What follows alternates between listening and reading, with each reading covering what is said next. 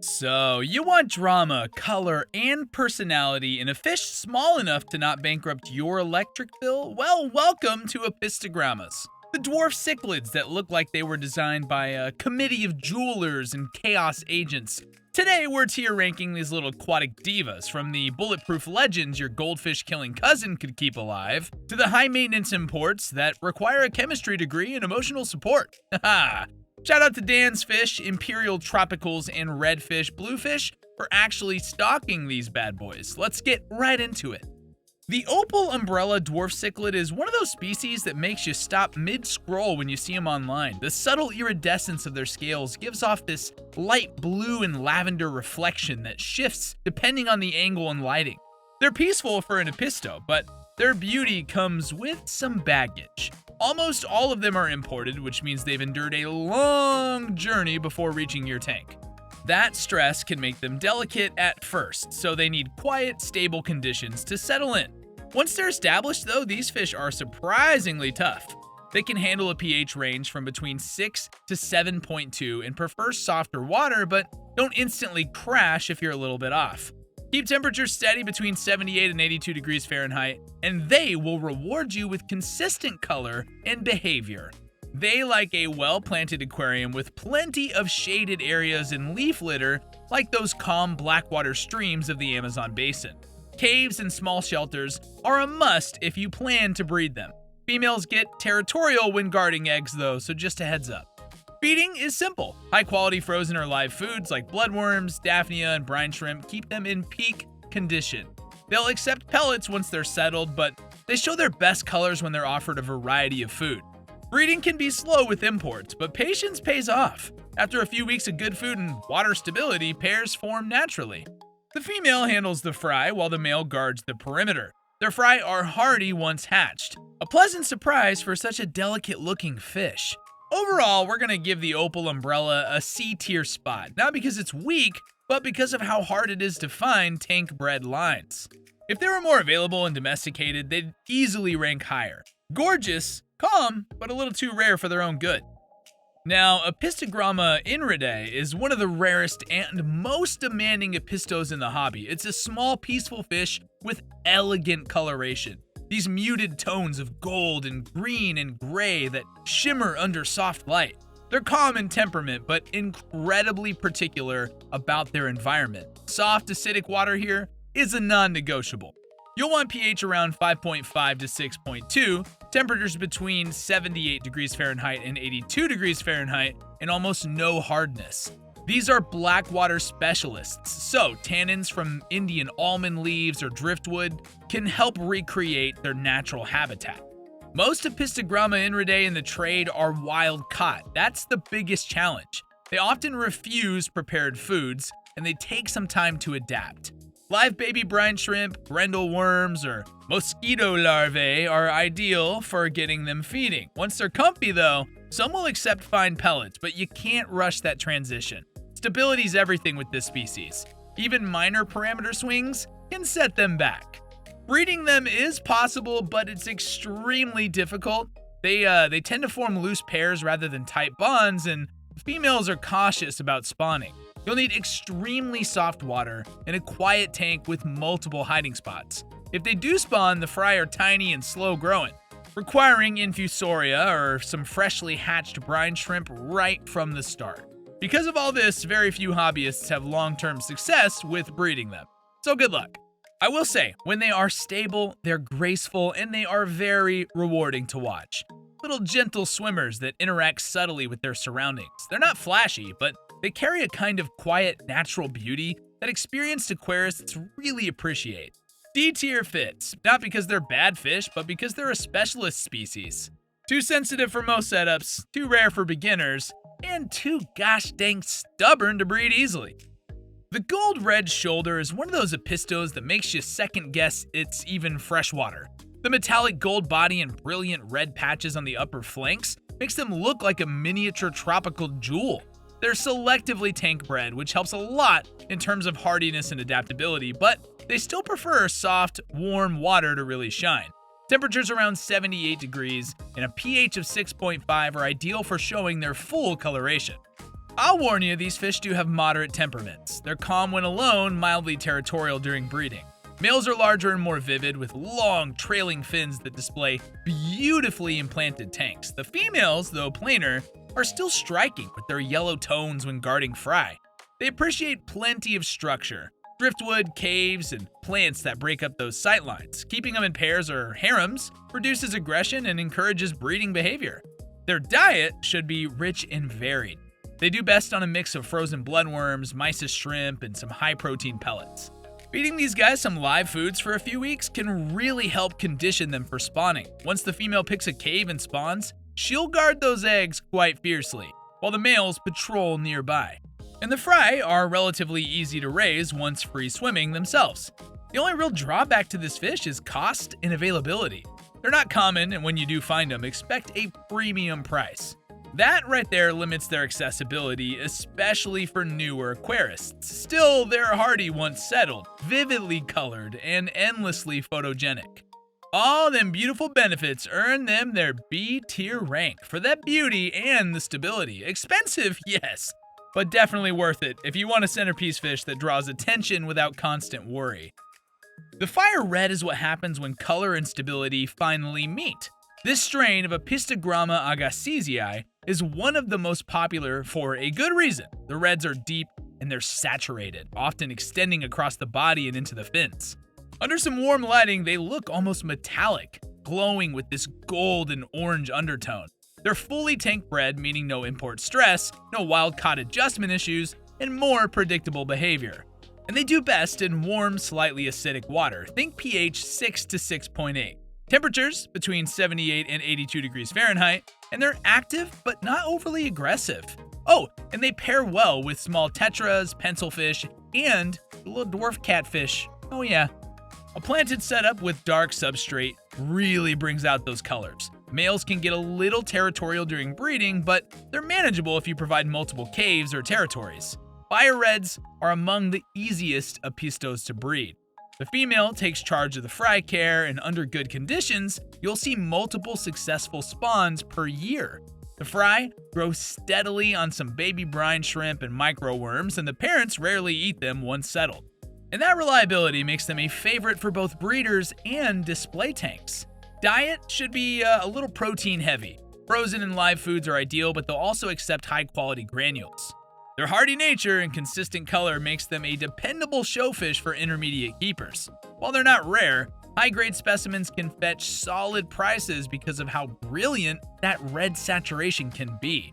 Overall, I think A tier fits perfectly. Beautiful, reliable, and accessible. They're the complete package without unnecessary difficulty.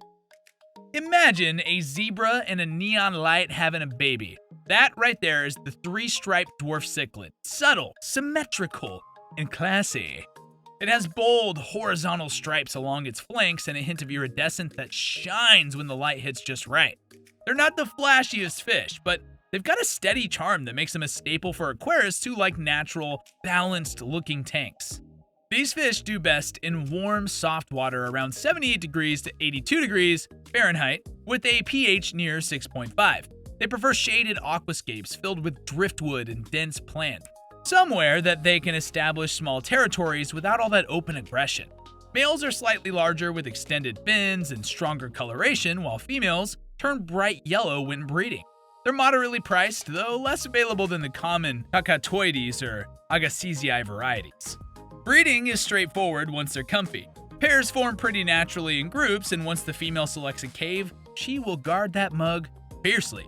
The male keeps watch outside, defending against all them nasty little intruders. And fry are hardy and easy to feed, taking microworms and baby brine shrimp from day one. They're peaceful enough for a community tank if the tank mates are small and calm, but they shine best in species setups where their behavior can really be seen.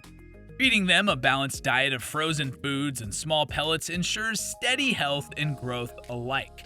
They're adaptable and consistent, showing their best color when they're relaxed. There's no drama, no fragility, just a solid, steady fish that does everything right.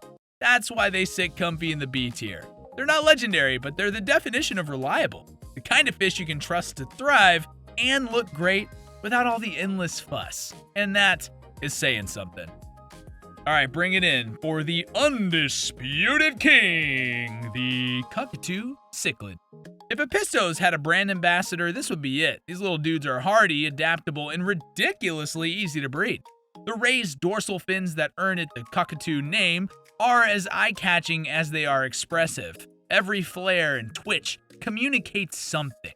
Males especially are covered in these rich reds and oranges and blacks depending on the variety, while females show subtle yellows that intensify when they're guarding fry. What makes the Cockatoo special is its adaptability. You can keep them in slightly harder water than most Apistos, with pH anywhere from 6 to 7.8. They tolerate a wide temperature range too, from 72 degrees all the way up to 82 degrees Fahrenheit. And they'll even breed successfully if your water is clean and stable. That's practically unheard of in this genus. Because they're almost always tank bred now, they've developed a level of resilience that makes them accessible to newcomers and veterans alike. And they're also incredibly rewarding to breed. Give them a few caves and keep up your water changes, and you'll probably wake up one morning to find a female guarding her eggs. They're attentive parents. The female herds fry around the tank like a school teacher on a field trip, while the male stands guard nearby. Feed the fry baby brine shrimp, and they'll grow fast and they'll grow strong. And these fish, let me tell you guys, have some personality. They'll interact with their keepers, recognize feeding times, and explore the entire tank without fear. It's hard not to develop a soft spot for these little fellas. Cockatoos are hardy, colorful, and full of life. The ideal Apistogramma for someone who wants beauty without the stress. And that's exactly why they sit way up at the top. S tier for their reliability, adaptability, and sheer charm. Now this guy, this one right here is giving tropical vacation vibes. The Nisenai has this soft yellow hue with a jet black accent that makes it look like it's wearing designer fish eyeliner. It's hobbyist bred, meaning fewer import headaches, but the price tag, oh, it can sting. Found in the Ucayali river system of Peru, this species has a soft yellow body and those bold black markings on their face and flanks. The contrast here gives it a distinctive, almost artistic look. Males develop a subtle metallic blue sheen along the edges of their fins, while females turn a bright yellow during breeding, one of the prettiest color transitions in the genus. They prefer softer water, usually a pH of 5.5 to 6.5, and temperature around 80 degrees Fahrenheit. Unlike more aggressive Apistos, Nisenai tend to be calm and steady. They form monogamous pairs that work together to raise fry, which makes them a joy to observe. A setup with plenty of cover, driftwood, and subdued lighting will help them feel right at home and secure. They're not great fans of strong current or bright lights. Think calm, shaded black water conditions with leaf litter and plants. And feeding these fellas is simple. High-quality frozen and live foods with small pellets as a supplement. They're not too picky once established, though good food quality does help maintain their vivid coloration. In breeding, well, that's pretty straightforward if water conditions are right. The female guards the eggs inside a cave, fanning them constantly, while the male defends the territory outside. Fry are large enough to take baby brine shrimp within days of becoming free swimming. And these fish aren't as common in shops, so they do carry a higher price tag, but they are hardy once settled and full of personality.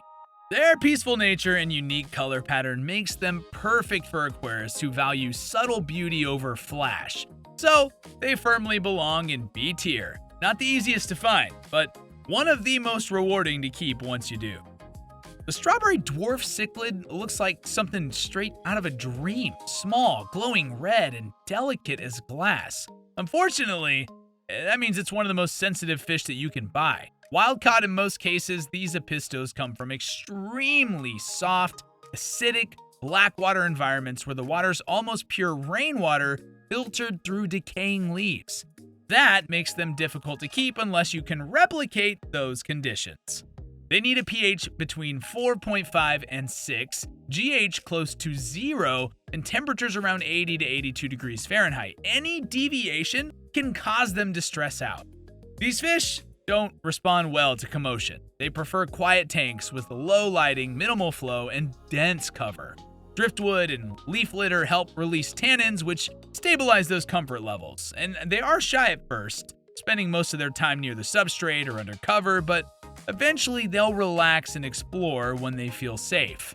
Feeding them can be a bit tricky. Many will refuse dry foods at first, requiring things like live baby brine shrimp, Daphnia, or mosquito larvae to start eating. And I will say, breeding them is a challenge reserved for experienced aquarists. The female chooses a small cave and will only spawn when the conditions are perfect. The eggs are sensitive to pH shifts and fungus, and the fry need microscopic foods like infusoria before transitioning to baby brine shrimp. If you manage to raise a brood, it's a major accomplishment, but despite all that, their coloration, it is breathtaking.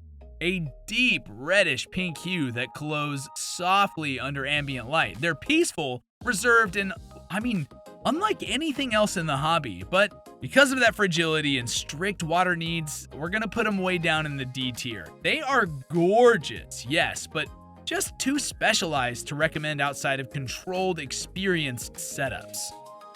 Now, the T-bar dwarf cichlid ain't flashy, but it's dependable and interesting in its own quiet way. It gets its name from the dark T pattern running down its body, a subtle marking that distinguishes it from other small cichlids. Most available specimens are wild-caught, often from shallow tributaries in South America. They come in earthy tones, bronze, olive, faint red hues that blend perfectly into natural aquascapes filled with leaves and wood. Now, this species prefers softer water but can adapt to slightly neutral conditions once acclimated. A pH around 6.2 to 7.0 and temperatures near 78 degrees Fahrenheit keeps them nice and comfortable. They really like tanks with lots of cover and some subdued lighting. These aren't aggressive fish, but they can get territorial when they're breeding, so give each pair their own space if possible. Watching them establish and defend small territories is definitely part of the fun of keeping them. And feeding them is pretty straightforward. They'll eat most frozen and live foods, and once they trust their environment, they'll take fine pellets as well.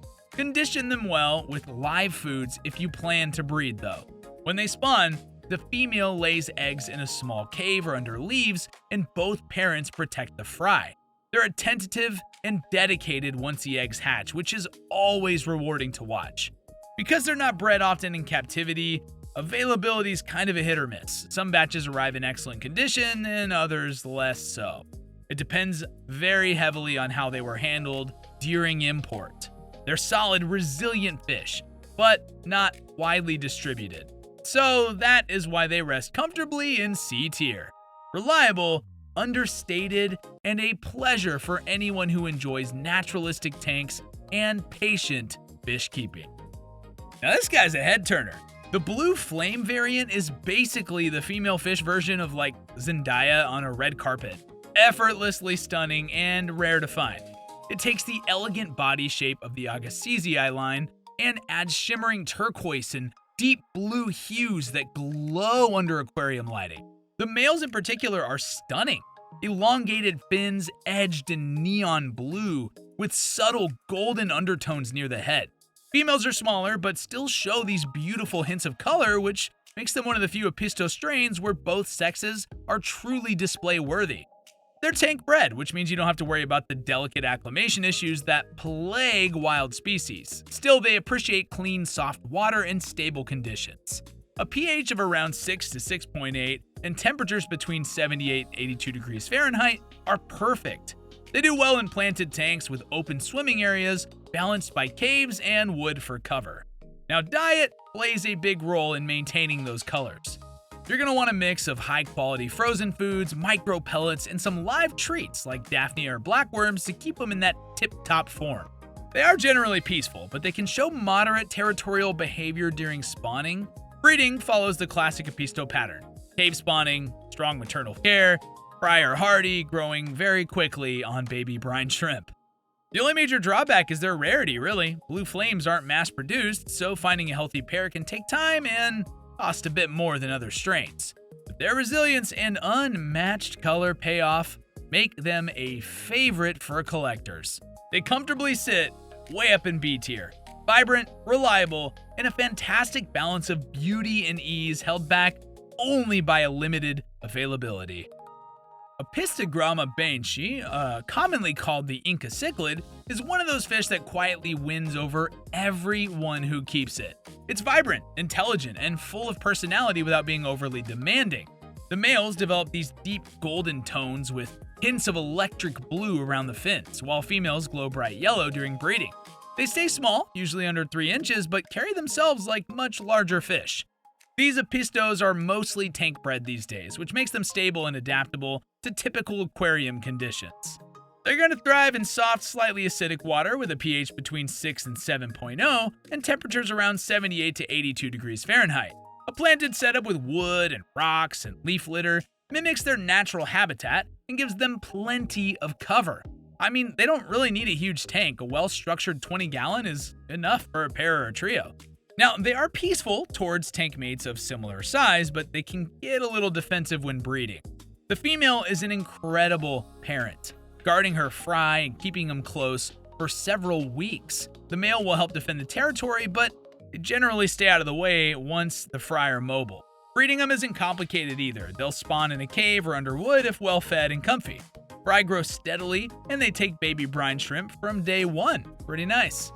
And speaking of that, feeding these guys is easy. They accept frozen, live, and high-quality prepared foods. They're curious and interactive, often coming up to the glass during feeding time. And this combination of beauty, temperament, and hardiness is exactly what makes them an A-tier species. Apistogramma Baenschi is ideal for aquarists who want a visually striking centerpiece fish that's also approachable to keep and breed. A perfect balance of color, character, and reliability. Alright guys, this one's technically not an Apistogramma, it's the imposter among dwarves, but its looks and behavior is close enough that it often ends up in the same conversation. Its slender, long body and distinctive black horizontal stripe give it a clean, simple aesthetic that contrasts real nicely with more colorful fish. It's not as flashy as most apistos, but that understated design has its own appeal. They are quite hardy once acclimated, but because they're rare and usually wild caught, their initial adjustment period can take some patience.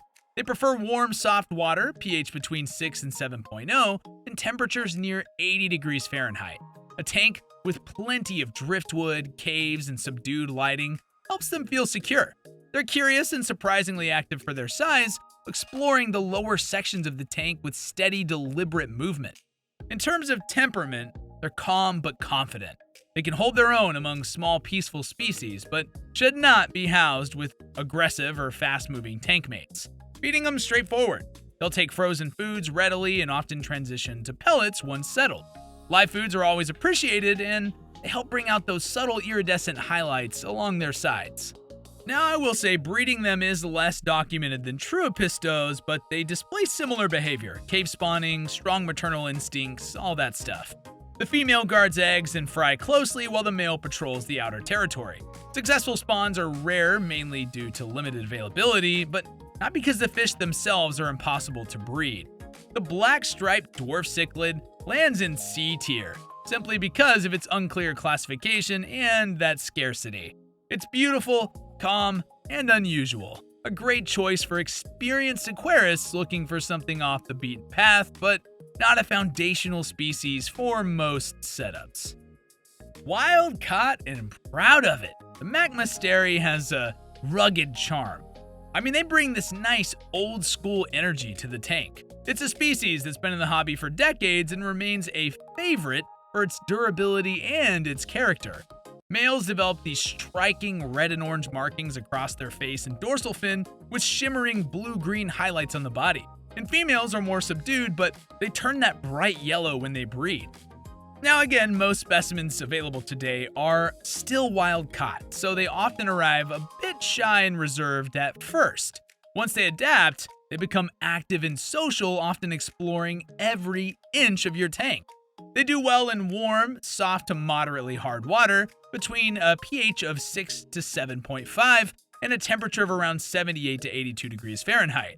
They're pretty forgiving about minor fluctuations, which makes them a pretty good choice for hobbyists who don't want to chase exact numbers. A 20 to 30 gallon tank with plenty of structure suits these guys perfectly. They love caves and hiding spots, but also open areas to patrol. Males can be a little territorial, especially when breeding, so give each pair a clean space to claim. Breeding behavior is typical of Apistos. The females lay eggs in a cave and defend them fiercely while the male guard the area nearby. Once the fry are free swimming, the female remains highly protective for several weeks. Now diet-wise, they're enthusiastic eaters.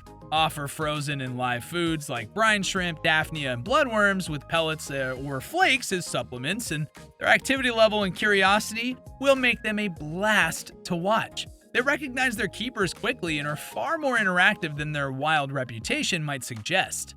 Apistogramma Macmasteri sits in solidly at C tier. It's hardy and engaging, but reliance on wild collection and occasional sensitivity during acclimation keep it from going a little higher. Still, I can't understate, it is a classic that never disappoints once settled. The Pacman Apistogramma looks like it ate too many tank mates and got away with it. It earns its name from its rounded body shape and colors that make it resemble the video game character. Duh. This is a rare species that shows up only occasionally through imports, and most hobbyists will go their entire careers without ever seeing one in person. Its coloration is actually pretty subtle, earthly browns, yellows, and faint green highlights that shimmer under that natural light. Now, Pacmans are peaceful and deliberate in their movements. They'll spend most of their time near the substrate, sifting through sand in search for food. They prefer soft, slightly acidic water at a pH between 5.5 and 6.5, and temperatures between 78 and 82 degrees Fahrenheit. A quiet tank with lots of cover helps them feel comfy, and they're not schooling fish, but they will tolerate peaceful neighbors pretty well. Feeding them is easy once they settle in. They will readily accept frozen foods and will pick at small pellets even if given time. They benefit from a diet rich in protein, and I mean, who doesn't? Brine shrimp, bloodworms, and other live foods help them maintain condition and color alike. Breeding is possible but rarely documented due to their scarcity. Like other Apistos, females guard the eggs in a small cave and leads fry once they're free swimming. Because wild-caught specimens are so rare, there's little established breeding stock, which is part of what keeps this species in obscurity. Now, despite that rarity though, they're pretty hardy once acclimated, and they've got a nice, calm, predictable behavior.